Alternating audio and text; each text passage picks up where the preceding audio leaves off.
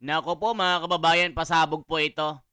Congressman Leviste, habang nagpe-press con, tinawagan po ng mataas na opisyal ng DPWH. Alam nyo ang kwento mga kababayan. Aba, akalain mo, nang hihingi ng komisyon na 25% sa project ay mga tarantado talaga kayo. Ginagago nyo mga Pilipino. Isipin nyo mga kababayan, itong team ni Yusek Dizon ng DPWH, hanggang ngayon pala, may mga kontraktor na kasama sa team.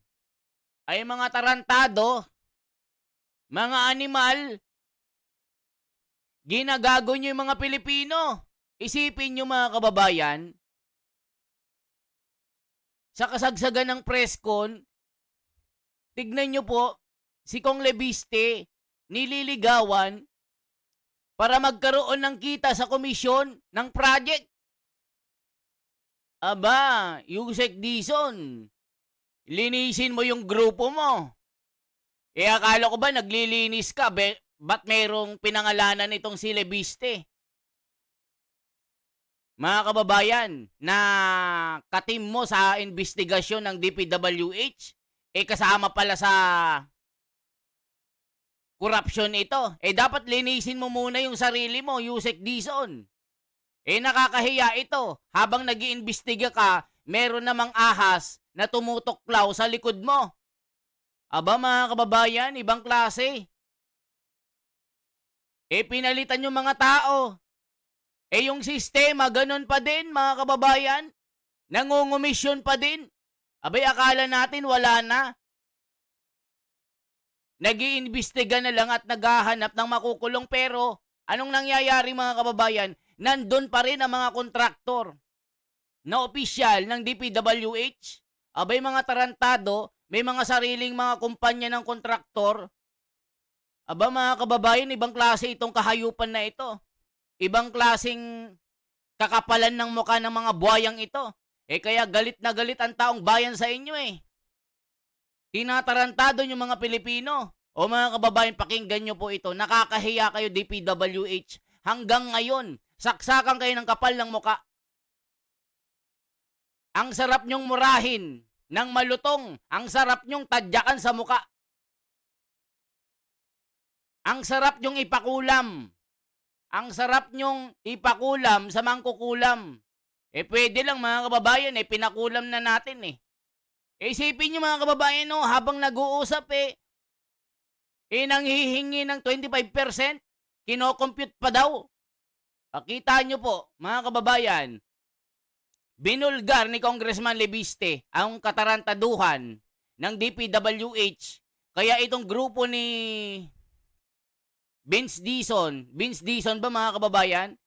Mukhang napupulaan ngayon na may katarantaduhan na ginagawa.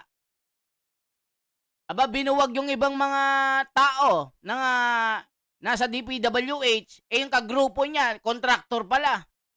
Abay, mga tarantado ito. Mga kababayan, nakakabwisit. Pakinggan po natin. Pati kayo mapapamura dito. Nanghihingi ng 25% yung kausap niya sa telepono na taga DPWH. Nakagrupo nitong si Dizon na ito na Yusek ng DPWH. Pakinggan nyo mga kababayan. Naglilinis sila ng kanilang ahensya. Nag-iimbestiga sa katiwalian. Yung mga kasama, mga kontraktor, mga tarantado, mga gago. Mga kababayan, grabe ng panluloko ng mga ito. Hindi na nakakatuwa ito. Kaya ang Pilipinas po, hindi nalalayo sa mangyaring Nepal, Indonesia, Madagascar, na nagwawal ang mga tao. Nag-people power. Hindi nalalayo na ang mga militar magalit sa inyo. Baka magkaroon ng military coup or kudita sa ginagawa nyo, mga hinayupak kayo, mga tarantado kayo. Ginagagoy nyo mga Pilipino. Ay mga kababayan, na high blood ako eh. Isipin nyo, habang nag-uusap sa press ko, nagpapamiting sa Lebiste, abay nagpapakompute ng 25% na kita, animal. Mga kababayan, eto po, ayun, mga high blood kayo dito. Eto po. His team are Uh,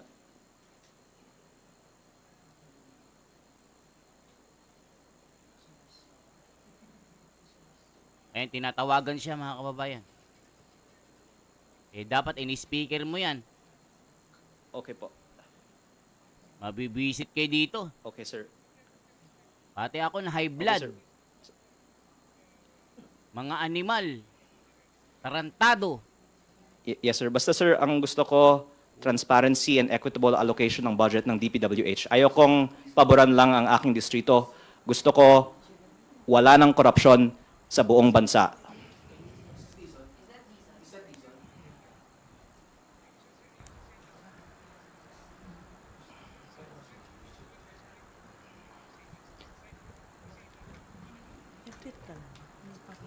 Yes, sir.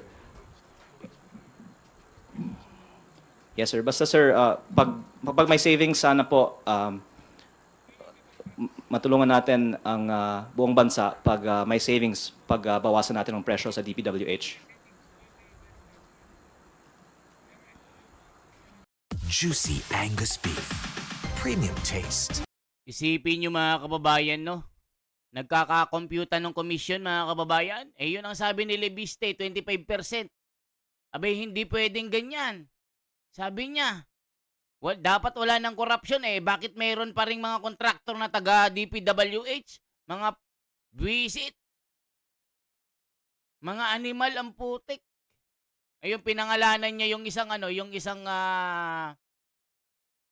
yung Ari Perez daw, mga kababayan. Ayun, Ari Perez, pinangalanan ni Rep Lebiste na isang kontraktor na nangungumisyon.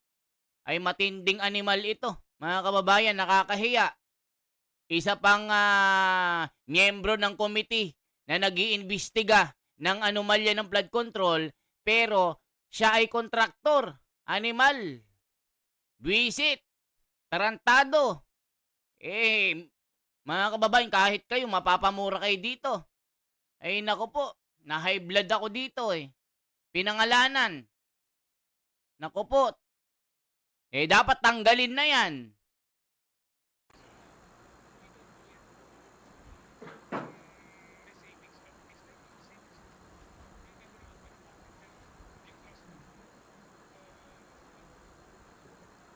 Yes. Thank you.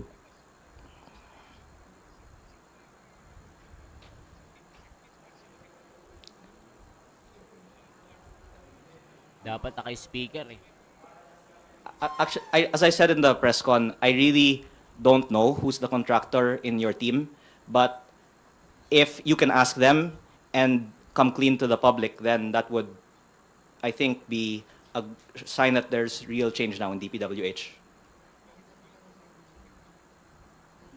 Meron bang kumausap sa contractor recently?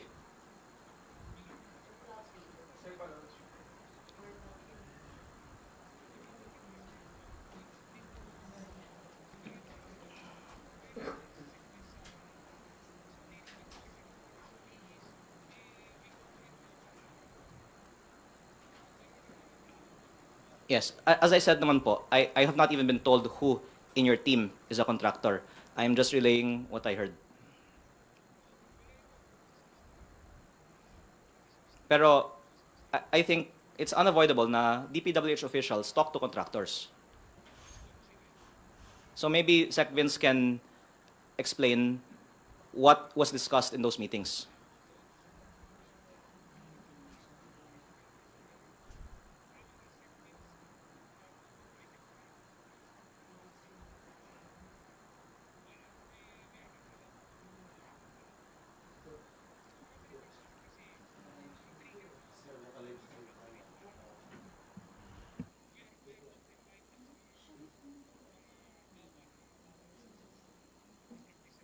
Dapat ni-loudspeaker para marinig natin. Nanghihingi Thank ng you very much. komisyon. Tarantado ano, mga kababayan. Hinayupak, animal. And then, pag ibaba naman natin yung presyo, pakita natin na wala tayong pinaprotektahang kita ng contractor. Pwede nating i-anunsyo na 25%. Nako po. Grabe. Kino-compute pa. Kino-compute pa. Animal, tarantado. Okay. Thank you. Grabing kapal ng mukha ng mga yung taga DPWH. Ginagawa nilang gatasan ng mga Pilipino. Ginagawa nilang bobo. Ginagawa nilang Thank you. ginagahasa nila. Isipin nyo, nag-iimbestiga mga kababayan, nandyan pa rin pala ang Yes. anomalya. Thank you. And even beyond the appointees, of course, we know that the bureaucracy of DPWH is still intact from the past. So it would be Naku good po. to also use this as a warning to others who are contractors in their bureaucracy. O isipin nyo mga kababayan, sa DPWH, marami pong kontraktor, engineer, direktor. Grabe mga ito, mga animal talaga. Ba't di nyo papapagtatatanggalin yan, Sec Dizon? Akala ko ba naglilinis ka na sa gobyerno mo? Sa DPWH? Abay, kailangan ipaliwanag mo ito. Bakit ganito? May nangihingi pa rin ng komisyon. Grabe talaga mga kababayan.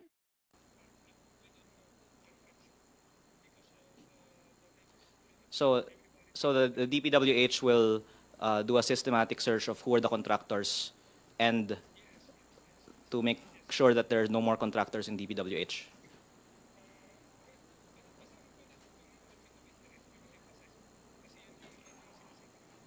Yes. Yes, thank you. Thank you. Thank you. Bye. Sir, si Sec ba ang inyong kausap? Nako po. Hindi. Out of respect for the person, you can derive from my conversation that he is from there Nako po. and from DPWH. And Nako. eh, Hala ka. baka hindi na ako tatawagan pag sabihin ko eh. Nako Pero po. at least like I can say that their response is kung meron man, tatanggalin nila. Nako po. Ari Of course, Perez. Of course, there should not be contractors who work in DPWH. Nako And po. by the way, this is very widely known in government, but maybe should be known by the public. And the gentleman on the phone just admitted it. Among the regional directors and district engineers, there's so many contractors who work in DPWH because it's logical if they're giving contracts to contractors, why not set up contracting companies themselves? That's Nako po. from the DPWH officials themselves. Now, they're saying they will search who among the new appointees is a contractor and remove them. Asos ko po. Grabe, no? Ibang klase. Ilalahad nila yung mga kilala nilang contractors, maging yung mga appointees nila. May commitment. Hahanapin daw pa nila sino yung contractor sa kanila. Pero yung mga pag-uusap nila sa contractors, hiningi ko din na ilahad nila. So, of course, they're saying that they're not aware who's the contractor among them. Imposible. I believe that hopefully will be clarified soon. But that, of course, they have spoken also with contractors.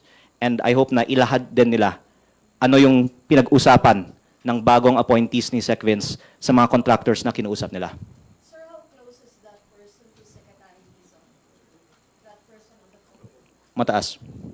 Nako. Is he very close to Ala the ka. Secretary? USEC, ASEC, COS, DPWH ED. official. Sabihin mo na. Sa grupo ni ano ito, ni Sec Dizon. Kasi you said na open letter, hindi sinagot. Ngayon may tumawag na sa inyo. Hindi, sinabi naman nila na ibaba nila yung presyo. Pero yung disclosure of data, again, I have the data that other members of Congress have asked for. Today, they can release it. Nako po. So, I still hope that they can respond to all these points. Eh di ba mga kababayan na may budget ng pinag-uusapan? So ngayon, bago na naman na korupsyon. Bago na naman na pagnanakaw ito, mga kababayan. Habang nag-iimbestiga, may bagong budget, bagong pagnanakaw na naman. Nako po mga kababayan. Eh kaya sinasabi ng marami, baka magaya tayo sa Indonesia, Nepal, saka Madagascar na nag-people power talaga sa ginagawa ng mga animal na ito sa gobyerno Puro pagnanakaw. Yung challenge niyo po kay Secretary Dizon na ibaba yung halaga ng DPWH Kino-compute pa daw nila. projects. Yeah. Hindi ba yun yung dahilan kung bakit din po mayroon kayong challenge sa kanya na i-disclose yung kanyang connection with contractors or yung part ng team niya na may connection sa contractors? Hindi ba parang it's a sort of warning or threat against the Transportation Secretary? Kasi kung ibaba yung presyo, wala nang source of kickbacks. So, I don't think there's going to be as much risk anymore of conflicts of interest in awarding DPWH contracts. Kumbaga, lugi pa nga yung contractor kung mababa na yung presyo hindi Kaya na siya po conflict. nag-resort din kayo dito sa challenge nyo na ito dahil hindi kayo napagbigyan dun sa request nyo po, sa prior request nyo. Okay, so all congressmen want what's best for their district, and in my case, it's not out of I want extra. It's I have maybe top 20 in population in the country, in the district, and that I in the budget hearings have also said we should give budget based on population, which has not been granted yet. So I'm disclosing this as me doing my job for my district. But what I propose, however, is that it not just be for me, for the whole country, we lower prices, save at least 100 billion pesos, and use that to help the underserved districts. Sir, sorry, clarify lang. Kasi when you said na ibaba yung presyo ng DPWH projects 25% para maiwasan na yung 150 billion na kickbacks. I understand that you just wanted na mawala yung mga kickbacks nga. Pero sinasabi mo po, he's proving that he is not getting kickbacks kapag ibaba na ni Dizon or ng DPWH nga ito. So you're saying, sir, na kung hindi niya ibaba to, hindi bumaba yung presyo, kumukuha ka na kickback? Very suspicious why someone will not want to lower prices, which is why I'm thankful that Secretary Dizon has said he will lower prices. That's reason for us to have hope, right? But of course, that's not the only reason that he is directly benefiting from it, but that maybe he wouldn't want to step on the feet of people who are benefiting from it. And to that extent, we should also sympathize with his situation. But that if he lowers the prices, wala na tayong papag-uusapan na potential corruption sa office ng Secretary ng DPWH kasi pinakita na nila, ayaw nila ng kickback. Again, I'd say there's so much focus on investigating who knows who and talk to who about what. We cannot get to the bottom of all of this alleged corruption in government. But if we lower prices, that is a very clear sign. So yan mga kababayan, ano sinasabi ng mga tao? Art is alive, nothing is real. Sana sir, hindi lang sa DPWH ang pangalanan mo. Sana pati yung mga congressman ay may sariling kontraktor din. Mga drum, ang totoong congressman dyan, si Atty. Fortuna, kung di patay gutom sa pera, binayaran ng nanay niya, Sen Loren ng 1 billion, iurong lang ang candidacy. Tapos yung batang kapatid ni nanay niya, tito niya sa probinsya ng Antique, binayaran ng mayor para manalo. Kaya nga todo diskarte para lang makabawi ang gastos. Nakarang eleksyon, ang mga kalsada sa Antique maganda, sinisirat, sabwat ang DPWH. Filipinos are dumb to believe in this type of stunt. Sana nilagay sa speaker para marinig natin ang sinasabi ng DPWH official. Dapat wag puro haka-haka, puro siguro, baka maaring mas magandang ebidensya, then file a case sa court para managot. Grabe scripted, papabida, hehehe, nanuhol daw sa kanyang laya na, haha. Boses si Vince Dizon, libiste, nanay politiko, tatay politiko, parehas magnanakaw, halaka. Ito yung dapat honest good governance. Go lang kong. Di ka nag-excuse nung tumawag siya. Hayaan mong mag-video ka habang kausap mo yan. Ano gusto mong ipakita? Palabasin sa amin. Nako, sana loudspeaker mo. Ayan mga kababayan, ano masasabi nyo dito? Hanggang ngayon may corruption pa din. Habang nag-iimbestiga, bago na yung budget, di ba pinag-usapan na sa Senado, sa Senate, ngayon po may bagong corruption na ginagawa. Anong klaseng ito, paglilinis? Pinalitan nyo yung tao, ang nangyari, ang pinalit nyo, buhaya pa din. Nagpalit lang kayo ng damit. Pero yung katawan, ganun pa din. Mga animal, tarantado kayo. Ginagawa nyong animal ang mga Pilipino. Mga kababayan, kayo na humusga dito. Mapapamura din kayo. Gaya ng nararamdaman ko, ang sakit-sakit sa pakiramdam. Kaya hindi malayo na magwala ang mga Pilipino dahil sa ginagawa nyo. Kunwari kayo magpapag-imbestiga. Kunwari, ganito, ganyan. Pero ang nangyayari, under the table pa rin ang ginagawa. Pagnanakaw pa rin ang ginagawa ng mga taong ito. Mga kababayan, yan lamang po ang aking bahagi. Isang like, isang share po, at isang subscribe. Mabuhay po.